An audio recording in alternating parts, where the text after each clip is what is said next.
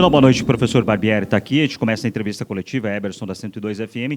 Jogo muito complicado, né, Barbieri? Mas acho que é um momento que dá para dizer assim, e você acho que deve ter passado isso para os atletas, de não desistir nunca de uma partida e que ela realmente só acaba quando o árbitro apita e encerra a partida. Eu também queria que você pudesse falar da sua aposta, o Gabriel Novaes, que fez o gol da vitória.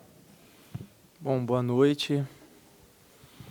A gente tinha dito, né, no jogo anterior que sabia que o Fortaleza, apesar do momento, tem conseguido em algumas situações do campeonato produzir e a situação deles na tabela não era condizente com o jogo deles. É uma equipe que sempre é muito forte defensivamente, joga com 3 zagueiros, os 3 altos, fortes. Eu acho que a gente abriu bem o placar, acabamos tomando o gol numa infelicidade, um lance ali que até gerou dúvida na gente. E aí me parece que a televisão confirmou que foi escanteio, então se for assim tem que dar mérito ao árbitro, preciso ser justo sempre. Ele acertou na decisão, parabéns. E a gente vacilou, acabou tomando o gol, eles se fecharam ainda mais. E aí a tônica foi o que você citou, Eberson, da gente buscar sempre. Acho que na grande maioria dos jogos a gente tem sempre tido essa postura de jogar, de buscar até o final e mérito dos jogadores por acreditarem. A gente perde o Alejandro numa situação que não é o que a gente esperava, né, de lesão. Vamos aguardar e vamos ver o que vai acontecer. Mas o Gabriel vinha treinando, vinha sempre buscando o seu espaço, entrou bem, a gente fica feliz que ele tenha conseguido ajudar com um gol. Maurício, boa noite, prazer ouvir mais uma vez. E eu quero que você fale um pouco das alterações, porque a gente costuma dizer muitas vezes a gíria do futebol que o treinador também tem que ter estrela. E às vezes você faz uma substituição, imagina uma coisa, aquilo não acontece. Então já foi citado aqui do Gabriel Novaes, e eu reparei que no lance do segundo gol, começou com o Jadson, poucos viram que o Elinho, sem bola, faz uma passagem que ele abre uma avenida pelo lado direito, onde o Lucas Evangelista serve o Hurtado, que acabou de entrar. Então eu quero que você comente a respeito dos jogadores que entraram e do trabalho, da importância de se ter um grupo. Porque às vezes o torcedor não entende, sai um jogador, o torcedor fica meio apreensivo. Então, que você falasse sobre isso. Obrigado. Obrigado. Boa noite, Silvio. Difícil, né? O torcedor sempre é emoção, enfim, cada um tem a sua opinião ali. Eu acho que o Gabriel era uma entrada normal, né? Até em função da lesão, mantém a mesma característica. O Elinho foi uma opção da gente trazer o Arthur para dentro, porque ele também consegue produzir bem por dentro. O Miguel vem melhorando, mas senti que ele já tinha fisicamente deixado cair um pouquinho, e o Arthur tem essa valência física muito grande, esse 1 contra 1, tem o bate de fora, já ajudou bastante a gente. E aí o Elinho vinha entrando muito bem, eu tenho até conversado com ele que estou sempre muito satisfeito da maneira que ele tem entrado nos jogos. E eu acho que a alteração talvez que mais pudesse gerar uma repercussão para o torcedor é o Andrés no Aderlan, porque era uma troca simples, e o Jadson no Raul, né? A princípio, uma situação que não mudaria muito. Mas o Andrés tem uma característica de ser um lateral que apoia muito bem. Tem um momento de apoiar, no Del Valle ele já jogava quase como um ponta aberto, ele já ajudou a gente em outras situações parecidas como essa. Então a ideia foi essa, de usar essa passagem dele, o Jadson da gente ganhar também passe, mais vigor ali. E o movimento é um movimento que a gente treinou bastante, curiosamente saiu pouco durante o jogo, acabou saindo no final, do Elinho arrastar o lateral, abrir espaço para o Andrés passar, e ele cruzou muito bem, o Gabriel aproveitou. Então, mérito de todos, trabalho de todos, fico muito feliz. Boa noite, Barbieri. Na última coletiva você comentou sobre o Fortaleza, né, e o sistema de jogo do Vojvoda. Como você viu o Fortaleza durante esses 90 minutos e o que mais te preocupou durante, principalmente no segundo tempo, né, o jeito que o time deles jogaram, e como você vê também a questão do elenco do Fortaleza, se é um time que merece estar ali na parte de baixo da tabela. E como você também comentou sobre um time que sempre foi competitivo, aí está jogando a Copa do Brasil e foi bem na Libertadores.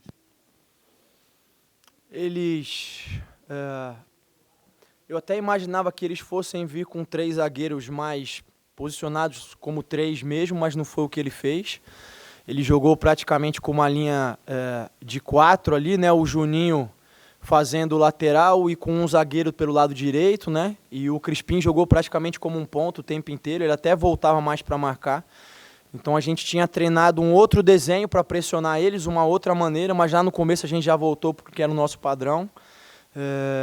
Eu acho que talvez isso foi a única mudança que a gente, que na verdade não foi uma mudança, mas que a gente não esperava, mas para nós eu acho que deixou o jogo melhor, um sistema que a gente estava mais habituado a pressionar, e eu acho que a gente fez isso bem. Eu acho que a gente teve o controle do jogo, eles ameaçaram mais em bolas paradas, nos contra-ataques, e eu acho que, especialmente depois que a gente toma o gol de empate, o que ficou perigoso era isso, a gente tentar atacar e se desorganizar, se desguarnecer, tanto é que no final eu cobrei bastante o Natan e o Ortiz para que a gente estivesse sempre equilibrado, a gente tinha que buscar o gol, mas não podia abrir muito espaço para o contra-ataque deles, né? E eu acho que a gente fez isso bem, eu acho que a gente gerou muito mais volume, atacou o tempo inteiro. Independente do gol do Gabriel, teve uma bola na trave do Evangelista, teve outras situações em que a bola cruzou a área, que a gente finalizou, teve falta do Luan, teve a falta do Miguel, enfim, teve uma série de situações para a gente fazer o gol. Então eu acho que a gente sai como justo merecedor do resultado. Eu acho que o Fortaleza tem um elenco bom, melhor do que o que a situação se apresenta. É difícil eu, estando aqui, falar alguma coisa, né, do momento deles. Eu acho que sem dúvida, essa questão do calendário contribui. Eu acho que em algum momento do brasileiro também a gente passou por isso, de estar jogando muitos jogos e você acaba oscilando, ou você acaba correndo mais riscos na competição em que você tem mais margem para recuperar, né? Eu não sei, não posso dizer se foi o caso do Fortaleza, mas talvez tenha sido isso. E eu acho que eles têm condição de reverter a situação pelo treinador que tem, que já demonstrou muita competência, pelo elenco que tem, pelas contratações que fizeram. O Thiago é um jogador fantástico, já trabalhei com ele, é um amigo também, deu trabalho para a gente. Eu acho que eles têm condição de se acertar. Boa noite, Barbieri. Vitor, Portal Bragantino hoje. Parabéns pela vitória, primeiro, né? Terceira consecutiva. Você falou um pouquinho das contratações aí agora do Fortaleza. Como a gente está na janela de transferências, eu queria saber se você espera alguns novos reforços agora, né, nessa janela para o Bragantino. E como o Bragantino é um time diferente, um clube diferente, né? Como é o seu papel nessa... Se você faz indicação de jogadores, enfim, como é que é esse teu papel nesse momento, né, de busca de reforços? Obrigado. Bom, boa noite. A minha expectativa, eu acho que como é a do torcedor, era da gente fazer uma proposta para o Cristiano Ronaldo, que ele parece que não vai ficar no Manchester United. Mas a expectativa, eu tenho direito de ter a que eu quiser. O clube tem uma maneira de trabalhar, né? Tem um departamento que é responsável por fazer essa análise, por fazer esse mapeamento.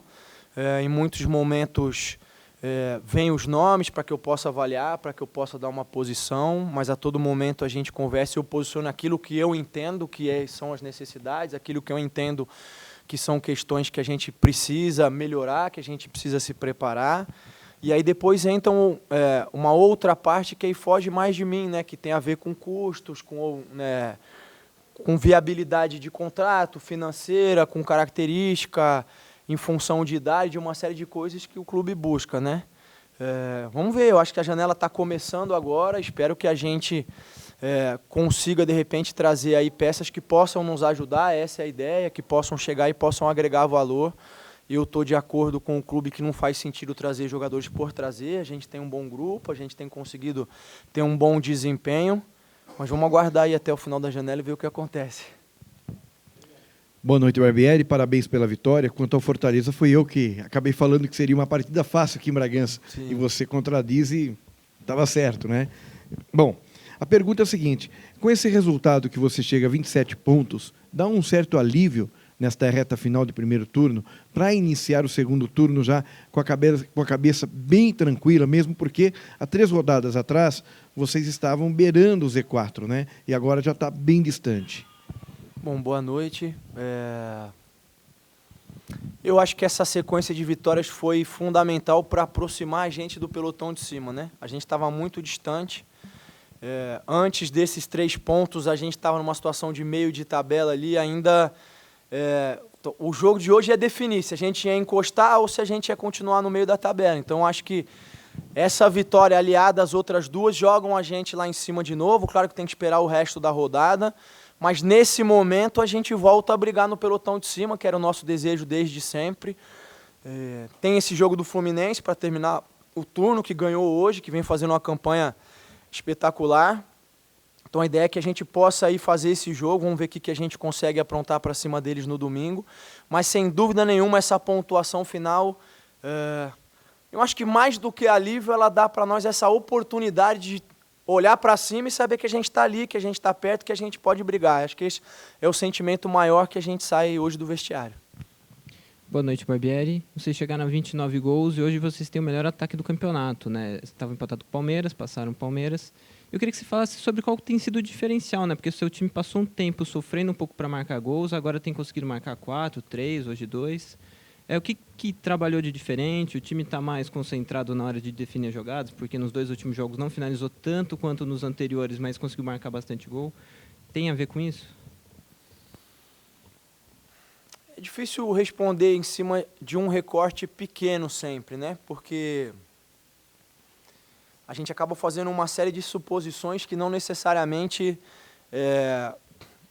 se concretizam quando você faz uma análise um pouco maior. Eu acho que, sem dúvida, um dos pontos era que a gente precisava gerar mais volume e finalizar mais, e eu digo isso olhando para 6, 7 rodadas atrás. Teve um período em que realmente a gente não estava conseguindo gerar o volume habitual que a gente gerava.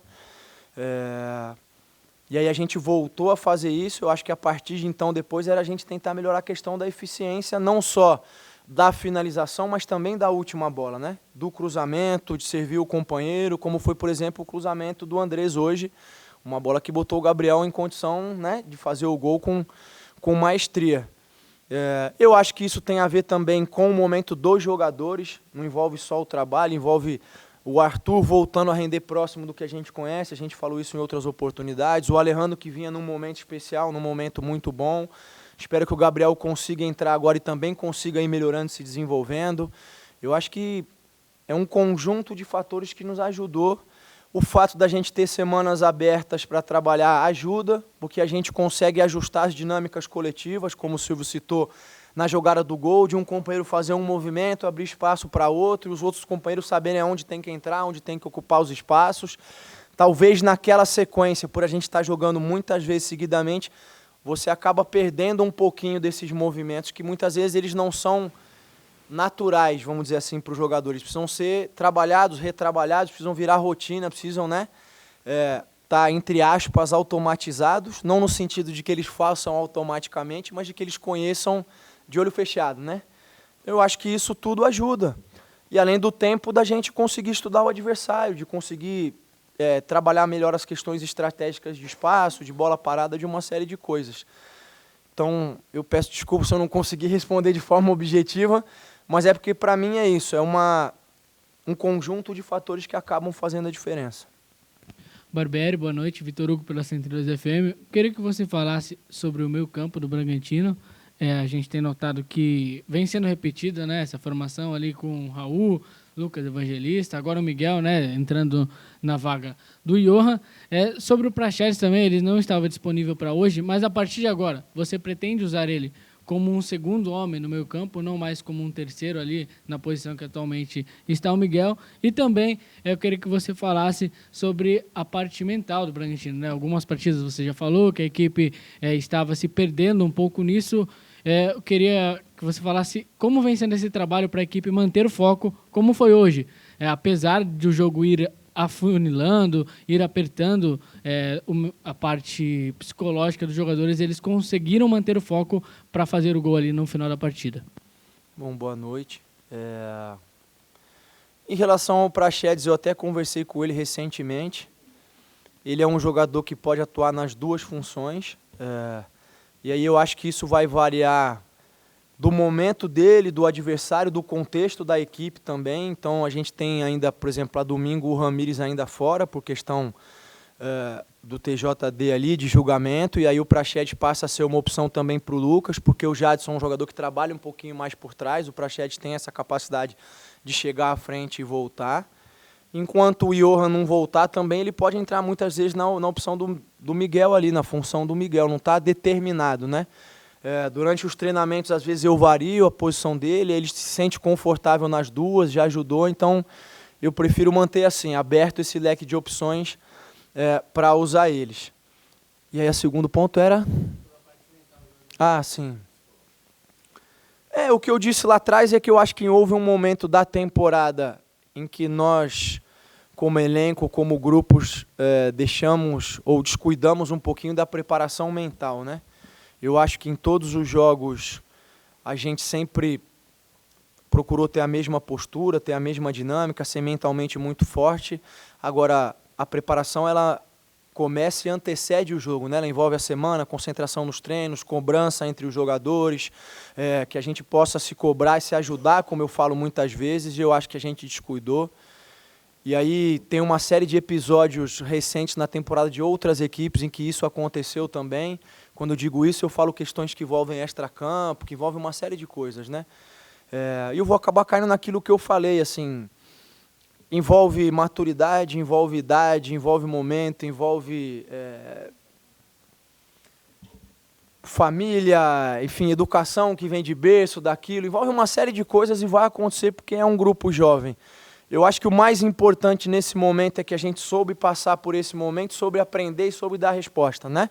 Que é o que a gente tem feito nesses jogos. Então, eu tenho sentido eles sempre entrando com uma mentalidade muito forte, independente do resultado. Talvez não tivesse saído o gol do Gabriel no último minuto, mas a postura teria sido a mesma. Não foi o gol do Gabriel que determina que a gente tenha sido mentalmente forte, né? A gente buscou o gol, a gente não perdeu o equilíbrio, a gente foi para cima do adversário, e é isso que eu converso que a gente tem que fazer sempre. Hoje, felizmente, a gente teve a felicidade de fazer o gol e saiu com uma vitória que é importante. Parabéns, mérito a todos eles. Maurício, eu não me recordo em qual jogo foi, mas quando nós estávamos naquela fase, né, de que nada dava certo, tudo estava errado, e você ainda disse que não é porque os resultados não estavam acontecendo, que estava tudo errado. E não seria uma vitória que tornaria as coisas às mil maravilhas e que tudo estivesse correto novamente. Após essas 3 vitórias, na sua concepção, o time voltou para os trilhos, as coisas já se encaminham de novo para aquela normalidade que nós acostumamos a ver, aquela intensidade, aquilo tudo, ainda falta mais alguma coisa? E mais uma, se você me permite, a respeito dos goleiros. Hoje você perde o Cleiton, recebeu o 3º cartão amarelo. Como estão os demais goleiros que trabalham no dia a dia com você? Se você pudesse falar de cada um deles. Obrigado.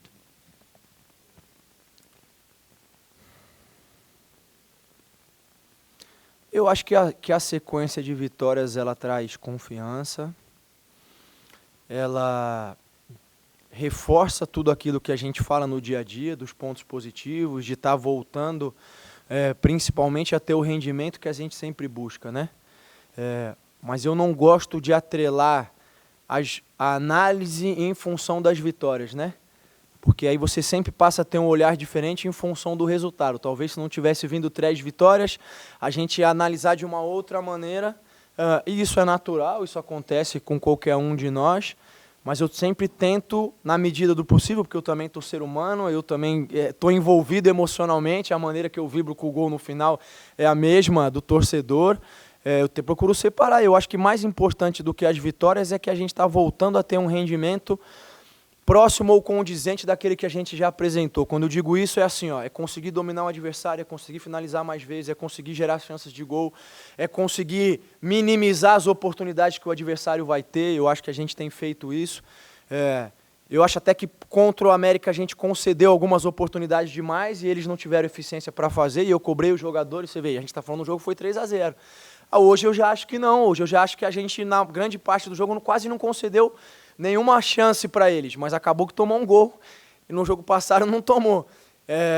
Então, se eu vou cobrar o quê? Tem que ter mais atenção numa batida rápida de escanteio e tal. E eu acho que o fundamental é isso, a gente está voltando a ter um rendimento que a gente sempre busca, eventualmente não vai acontecer, por mérito da equipe adversária, por circunstâncias, não sei, de viagem, de desgaste, de uma série de coisas, mas o meu papel enquanto treinador é tentar buscar essas soluções, essas correções que também são necessárias mesmo quando a gente tem a vitória, não só quando o resultado não vem. Sobre os goleiros, todos têm treinado com afinco, muito bem. Eu não costumo tomar uma decisão sobre aquele que vai jogar sem consultar o especialista, que é o Bruns, que, aliás, eu quero fazer uma menção aqui. é um dos melhores profissionais que eu já conheci na minha carreira. Eu não digo só como treinador de goleiros, mas em todas as áreas. É de um profissionalismo exemplar, não consigo encontrar outra palavra. É alguém de uma competência extraordinária, de um profissionalismo exemplar, melhora os goleiros no dia a dia, cobra. O cara pode vir aqui defender 10 cara a cara, ele vai pegar, ó, tem que melhorar isso, tem que melhorar aquilo, tem que melhorar aquilo outro. Então eu vou trocar com ele, fico muito seguro, sei que a escolha que a gente vai estar fazendo é a escolha correta. Barbieri, duas questões. Você falou de contratações, o Braga renova o empréstimo do Hurtado. Não vou entrar em detalhes de número de jogos, gols marcados ou minutos dentro de campo. Mas qual o trabalho que vocês pretendem fazer com o centroavante Hurtado para que ele consiga, de repente, entrar, dar conta do recado quando for necessário que ele entre, que ele esteja num nível próximo do Ítalo, do Alejandro, agora o Gabriel Novaes está tendo oportunidade. Qual o trabalho que vocês devem fazer com esse atleta que é muito jovem? E ainda sobre os goleiros, você não conta com o Cleiton e com o Léo Ortiz. Isso diretamente impacta por o jogo da última rodada contra o Fluminense, que é um time muito agressivo, que venceu mais uma hoje e que para muitos tem um futebol mais vistoso perante o torcedor nesse momento, é um time muito agressivo. Desse último jogo, o que você pretende sem esses dois caras atrás para não dar tanto a bola para o Fluminense? Sobre o Jean, eu acho que o fundamental é que essa questão se resolvendo, ele consegue ter mais tranquilidade para poder trabalhar, a gente consegue direcionar e focar melhor os treinamentos com ele, quer queira, quer não. Quando existe esse momento de indefinição, se vai permanecer, se não vai permanecer, isso mexe com o jogador, mexe com a gente também, porque muitas vezes você acaba não priorizando algumas questões de treino. Não sei se vai ficar, então treino mais esse, treino aquele, em alguns momentos não é possível atender todos como a gente gostaria, né? Eu acho que ele já teve bons momentos em que ele ajudou. Ele tem uma característica um pouco diferente, é um jogador de muita imposição física, é um jogador que traz um peso à área quando a gente opta por fazer os cruzamentos. Não à toa ele fez aquele gol que foi anulado, né, contra o Goiás, antecipou, teve o choque junto com o zagueiro. Então ele tem uma característica um pouquinho diferente, a gente entender em que momentos a gente pode usar ele, mas tenho certeza que ele tem condição de nos ajudar bastante. Em relação ao Ortiz e o Cleiton, são duas referências da nossa equipe, isso é claro para todo mundo, para mim, para o torcedor, para os adversários, eles sabem disso. O Ortiz a gente já acabou ficando sem ele em alguns outros momentos, então a gente tem outros zagueiros que entraram e entraram muito bem, a gente vai tentar rodar. A situação do Cleiton que acaba sendo, vamos dizer assim, um pouquinho mais, talvez, gere dúvida no torcedor, porque a gente está habituado a ver o Cleiton sempre, né? Não rodar muito. Mas, como eu disse, os outros goleiros vêm treinando muito bem, vêm se dedicando sempre. O Bruns é um profissional exemplar e a gente vai fazer uma escolha com convicção e tentar fazer o melhor para enfrentar o Fluminense. Sempre é muito difícil jogar contra o Fernando, não só pelo futebol vistoso que você citou, mas pelas dinâmicas que ele imprime, porque é uma dinâmica que não é usual. São dinâmicas que você não encontra em outros adversários. Então a gente tem sempre que se preparar e pensar muito bem o jogo estrategicamente. Mas eu acho que a gente tem condição de ir lá e buscar um bom resultado, é isso que a gente vai procurar fazer.